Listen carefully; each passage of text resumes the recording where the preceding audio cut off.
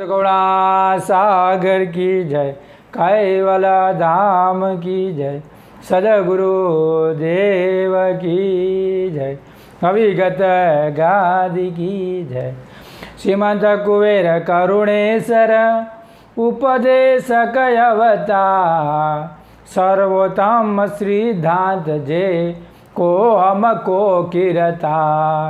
नरणे करता न्याय थी खोज पिंड ब्रह्मांड, जड़ चैतन न्यारू करे आपे ज्ञान अखंड। तत्व तत्व मां मेळवे जे जेनु ते त्याय, आत्मगति अंशने अर्पे अंशी महाय। ग्रहण त्याग लक्षण अजहद जादा खोय, जहदा जहदनी लक्षणा आपे जन्मति जोय। જ્ઞાન સંપ્રદાય આદ્યના સ્થાપક કૈવલ કરતાના પાટવી અંશ, જગતમાં વસતા જ્ઞાની ધ્યાની લક્ષાર્થી મુમુક્ષ ચેતન ગતિના જીવોના સચેતન વૃત્તિથી આજ પરમ કૈવલ મોક્ષની પ્રાપ્તિ કરવા માટે જે આપણે પરમ ગુરુ મંત્ર કઈ રીતે કરવું, પરમ ગુરુની ગતિ પ્રાપ્તિ મેળવવા માટે આપણે શું કરીએ, એના માટેની આપણે તૈયારી કરવી પડશે। કારણ કે તૈયારી કર્યા વગર આપણે પરમગુરુ સાથે આપણે એકતારૂપ થઈ શકતા નથી। એટલે સતત અભ્યાસ કરવો પડશે અને મોક્ષ માટેને પરમગુરુએ સાક્ષીઓ બનાવી છે, એનો આપણે એનો અનુવાદ કરીશું। તો શ્રીમંત કુબેરે કરુણેશ્વર ઉપદેશક અવતાર, અદ્વૈત સકર્તા પતિનું જે સર્વણ સજાણ જાણ અદ્વૈત સ્વરૂપ તે જે પરમ ગુરુ હોય તે પોતાને કાયમ કૈવલ સ્વરૂપે અલગ ના અલગ અને ગતિએ સંલગ્ન છે। તેથી સામાન્ય અને વિશેષ અંશો ઉપર અપાર કરુણા કરીને જે સર્વ સિદ્ધાંત એટલે કે સગુણ અને કર્ત, નિર્ગુણ અને અકર્તા બ્રહ્મ પર હોય એને મારો નિજ કરતા કોણ, એટલે કે સર્વોત્તમ સિદ્ધાંત જે કો હમકો કીર્તાર, કે મારો કીર્તાર કોણ, નિજ કીર્તાર કોણ અને સજાતી એકતા પદના એકતાર સજાતીના એકતારનો પરમ ઉપદેશ આપનાર સર્વ ઈચ્છતા દિવ્ય મનુષ્ય દેહ ધારણ કરીને કરુણા સાગર સ્વામી શ્રીમંત કુબેર સ્વરૂપ પૃથ્વી પર પધાર્યા છે। આગળ કહી છે, નરણે કરતા ન્યાયથી खोजी पिंड ब्रह्मांड, जड़ चैतन न्यारो करे आपे ज्ञान अखंड। निर्णय करता न्याय थी निर्णय કરીને બતાવ્યું કે કોણ આ ખોજી પિંડ બ્રહ્માંડ અને જય ચૈતન ન્યારું કર્યું, જડથી ચૈતન વસ્તુ બતાવી અને આપે જ્ઞાન અખંડ। અખંડ જ્ઞાનની પરમ ગુરુએ આ જગતમાં જ્ઞાન પસાર્યું। એટલે જ કહે છે જે સર્વજ્ઞ ગતિના જે મહાન સમર્થ પરમ ગુરુએ ચકવેલા જ્ઞાન ગતિના મહારાજા છે, તેઓ ન્યાય સહિત અલૌકિક વચનોથી જળ અને ચૈતન એટલે કે વ્યવધિકતનો નિશ્ચય કરાવે છે અને તે ખોજપૂર્વક પંચમ શ્વસન વેદમાં પિંડે બ્રહ્માંડની રચના તત્વોને પંચીકરણ દ્વારા ભિન્ન ભિન્ન ઓળખાવીને નિરાકરણ કરી સમજાવે છે। અને જે ચૈતન્ય બ્રહ્મ અને તે જળ તત્વનો વ્યાપક હોવા છતાંય પણ ન્યારું રહેલો છે। તેથી યથાર્થ જાણને જણાવી અસંશી પદમાં અખંડ લક્ષનું જ્ઞાન આપે છે। આગળ જઈશું, તત્વ તત્વા મેળવે જે જેનું ત્યાય, આત્મ ગતિએ અંશની અર્પે અંશી મહાય। તત્વ તત્વમાં મેળવી આપો, જેવા જેનો તત્વ હોય એવું એનો ન્યાય કરી આપો અને આત્મગતિ અંશની, આ આત્મા પરમાત્મિક અંશની છે અને અર્પે અંશ મહાય, આ અંશમાં જ બિરાજમાન થયેલી છે। એટલે કહે છે કે તત્વ એટલે કે પુરુષ પ્રકૃતિની આદ્ય લઈ ગુણ વગેરે સર્વ તત્વનો ઉદય જેમાંથી થયો છે તે તત્વો તેમાં મેળવતા તત્વોની ઉપાધિથી મુક્ત થાય, આ જગતમાં એ મુક્ત થાય તત્વમય, ત્યારે આત્મા અને જે ઓહમ પ્રણવ ઉપર અંશની બાહ્ય દ્રષ્ટિનો ભાસ પડે છે અને તેના વિશે અંતરની શુદ્ધ આરતપૂર્વક વીરતાપૂર્વક થઈને દ્રષ્ટિએ સુલટ કરીને સોહમ પ્રણવમાં સ્થિર કરવામાં આવે તો નિજ જાણ સ્વરૂપ અંશ સ્વરૂપ જે મહાદ સજાણ સ્વરૂપ વંશ પદને પામી શકે છે. ત્યાં સુધી પામી શકા નહીં, પણ અંદર જ્યારે અંશ એ પ્રણવમાં અંદર સ્થિર થાય અને સ્થિર થાય અને પછી અંદર એ ગતિના પ્રણવમાં ભરાય ત્યારે મહાદ સજાણ જાણને પરખી શકે છે. ખાલી વાતો કરવાથી મેળ આવે નહીં, આ વાણી પણ ખણ પહોંચતી નથી.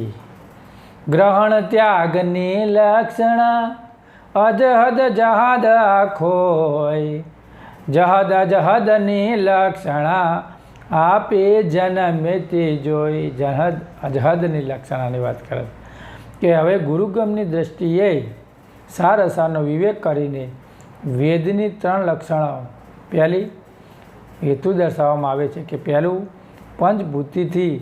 પંચભૂતિની આધ લઈ ગુણ ગણ અને પ્રકૃતિ પુરુષ સુધીના અનિત્ય તત્વોને આત્મા માનવો, તેની અજહદ લક્ષણા કહેવાય. પુરુષ પ્રકૃતિને અનિત્ય તત્વોમાં માનવું એને આત્મા અજહદ લક્ષણા કહેવાય છે.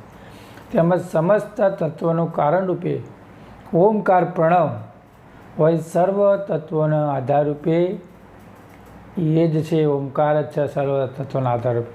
અને એવો નિશ્ચક તત્વો તેને અજહદ લક્ષણા જાણવી અને એ જહદ અને અજહદ બંનેનો ત્યાગ કરીને જહદા જહદ કહેતા ઓહમ પ્રણવને ચૈતન્ય કરનાર તું નિજ કીર્તનનો અંશ હોય, તું ન્યારો છે.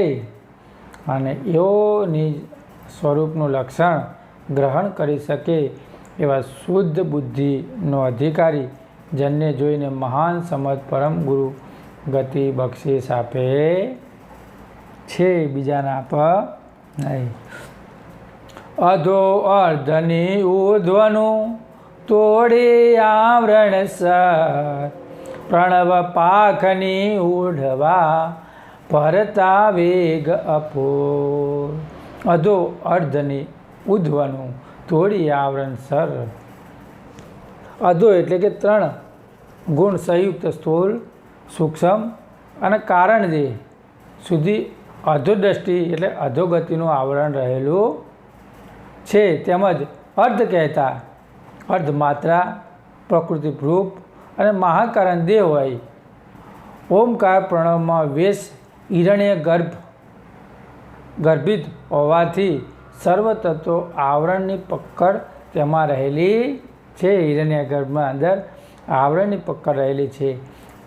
અને ઉદ્વય એટલે કે જ્યોતિ નિરંજન પરમ કારણ દેહ જે સર્વ તત્વોને પ્રથમ કારણ રૂપે છે અને તેથી મૂળ વાસનાનો જન્મ ત્યાંથી થયેલો છે અને તે વાસનાનું દિવ્ય રૂપ હોવાથી ભલભલા મહાપુરુષો પરમ કારણ દેહની દશા ભોગવનારા એ વાસનાની પાછળ તણાઈ જાય છે.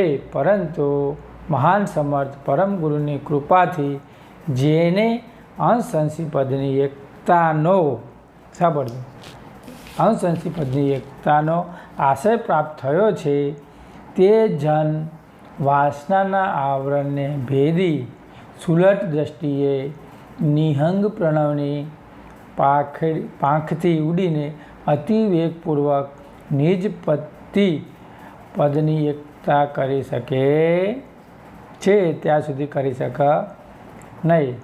અહો ધન્ય આ શરણને ધન્ય શરણાગત જે અગણિત જ્ઞાન ભંડારના ગુણ ગાવા મુજ દે. ઉપર દર્શાવ્યા મુજબ મહાન સમર્થ પરમ ગુરુનું સજાણ શરણ અહો કહેતા આશ્ચર્યચકિત કરી નાખે તેવો છે. તેમની ચક્વે ગતિ અતિ ઉગ્ર અમાપ અનુભાવાનંદનું વર્ણન થઈ શકે તેમ નથી. અને એ શરણના મહિમાને અનેક વાર ધન્ય હો, તેમજ તે શરણાગત થનાર ઉપાસકજનને પણ ધન્ય છે. અગણિત જ્ઞાન ભંડાર તથા અગણિત કરુણાનો સાગર પરમ ગુરુના સર્વવ્યાપક સર્વ સ્વરૂપના ગુણ ગાવા અહો ભાગ્ય મને આ દેહ પ્રાપ્ત થયો છે. એટલે આ મંત્રનો જાપ જપતા રહેવો. આગળ કહે છે, આવો દેશી ઉધ્વના ગાઈએ ગુરુ ગુણ ગોપ, મહિમા જે ગુરુ મંત્રનો એ અતિ રચનાયોગ. અને જે ગુરુ મંત્રનો મહિમા અપરંપાર છે અને એ ગુપ્ત મંત્રનું બંધારણ વ્યષ્ટિ સમષ્ટિના આદ લઈ નિજ કરતાએ અંતરબાજ હેતુથી અતિ રચના સંયુક્ત કરેલો છે. અને તેને પરમ ગુરુ વિના સમજાવવા કોઈ સમર્થ નથી. એટલે માટે કહીએ છીએ તમે પરમ ગુરુના શરણમાં જાઓ. માટે નિજ દેશના જિજ્ઞાસીજનો તમે પરમ ગુરુએ જણાવેલા ગુપ્ત મંત્રનો આશયને સદગુરુ દ્વારા યથાર્થ સમજી ભાવબંધનથી મુક્ત થવા ઉદ્ધવ એટલે કે સોહમ પ્રણવમાં અંતર દશામાં સ્થિર થઈ અતિ આર્થપૂર્વક ગુપ્ત અજંપાના જાપ જપીએ અને સર્વગ સજાણ જાણ પરમ ગુરુના ગુણ નિરંતર ગાઈએ તો ગતિ લેવાની છે. આગળ કહે છે, મહામર્યાદા મંત્રની રાખી કરી વાત, દેશી વિના અન્યને કટતી કહેવી વાત. મહામર્યાદા મંત્રની રાખી કરવી વાત. સર્વ શીર્ષત્ર મહાન સમજ પરમ ગુરુ વ્યાપક જ્ઞાન ગતિના ચક્વેપતિ છે. તેથી સામાન્ય વિશેષ અંશો પર કૃપા કરીને જન્મ મરણના દુઃખથી ફારગત થવા અલૌકિક અમર મંત્ર બક્ષિસ આપ્યો છે. અને તે મંત્ર દ્વારા અંતર ઉપાસના કરવાથી અનેક પ્રકારના કર્મ ખજાના રૂપ મૂળ વાસનાઓ નષ્ટ થઈ જાય છે. અને ત્યારે અંશ નિજ સ્વરૂપે થઈ સકળતા પતિને ઓળખી શકે છે. અને એવા જે ગુપ્ત ગુરુ મંત્રની જે વાત કદાપી જો કોઈને કરવી પડે તો મંત્રની મહામર્યાદા રાખીને વાત કરવી. કારણ કે બીજા જે કોઈ જન નિજ દેશના દેશી નથી, તેઓનો અધિકાર પ્રમાણે લાયકાત જોઈને ગુરુ મંત્ર સંબંધી ઘટતી વાતો કહેવી, જેથી ગુરુ ધર્મ અમાન્યતાનો લોપ થાય નહીં. અને લોપ થાય તો ગુરુદ્રોહી ગણાશે. કારણ મૂળ કાર્ય છે જગતારણ ગુરુ જ્ઞાન, નિજ ગમનો કા ફેરવે મંત્ર સુણાવે કાન. સ્થાવર જંગમ સહિત પુરુષ પ્રકૃતિ સુધી સમસ્ત લોકોના ઘાટોમાં કાર્યરૂપ ગ્રત છે. અને તેની ઉત્પત્તિનું મૂળ કારણ નિર્ગુણ બ્રહ્મ છે. તેના મધ્યે પરમ વિશેષ સર્વજ્ઞ મહાદ અંશનો ચેતન ભાસ પડવાથી ચિદ બ્રહ્મનો ઉદય થયો છે. અને તે ચૈતન્ય ચિદ પરમ ગુરુના નિત્ય સ્વરૂપનું લક્ષ જ્ઞાન જગતભરના અંશોને તાળવાવાળું છે. અને તે જ્ઞાન ગતિ દ્વારા પરમ ગુરુ કૃપા દ્રષ્ટિ કરીને જિજ્ઞાસુજનોને અવિગત મંત્રનો નાદ શ્રવણ કરાવી અંતરલક્ષમાં જાગૃત કરે છે. તેમજ ગુરુરૂપી નિજ ભાવના પોતે ખેવટિયા હોવાથી આરતવંત અંશોને તેમાં બેસાડી વ્યાપક બ્રહ્મ જળની પાર નિજ પતિના ધામમાં પહોંચાડે છે. કેવી તારક બુદ્ધિએ મંત્ર કર્યો પરમ ગુરુ દે આત્માને અંગીકૃત પુનિરૂપ કૈવલ ભય. મહાન સમર્થ પરમ ગુરુ દેવાધિદેવ હોય પોતાની નવ બુદ્ધિઓ પૈકી તારક બુદ્ધિ વડે સર્વશ્રેષ્ઠ મંત્રની રચના કરી છે અને તે મંત્રના આધારે સ્થાવર જંગમ સર્વ ઘાટો વિતરણ કરે છે અને તે જીવન રૂપી સજીવન મંત્રમાં અંશંશી પદમાં સંબંધની ગુરુગમ કુંચીનું યુક્તિનો સમાવેશ કરવામાં આવ્યો છે અને તે ઉહં પ્રણવરૂપી આત્માને અંગીકૃત હોવાથી એ આશયને સમજવા પરમ ગુરુને હૃદયમાં રાખી જે ઉપાસનાજન પુનઃરૂપી એકવાર વારંવાર મનન કરે તો કૈવલપતિને પામવાનો અલૌકિક લક્ષ ભેદ યથાર્થ જાણી શકે છે. તો આપણે કૈવલ મોક્ષ જે પ્રાપ્ત કરવા માટે જે આપણે કથાનું વાત કરીએ છીએ એમાં આપણે 10 સાખીઓ પછી પુનરાવૃત્તિ આલીએ છીએ. તો આપણી વાણીમાં यही पे विराम देते बोलिए श्रीमद करुणा सागर की जय कैवला धाम की जय सदगुरु देव की जय अविगत गादि की जय.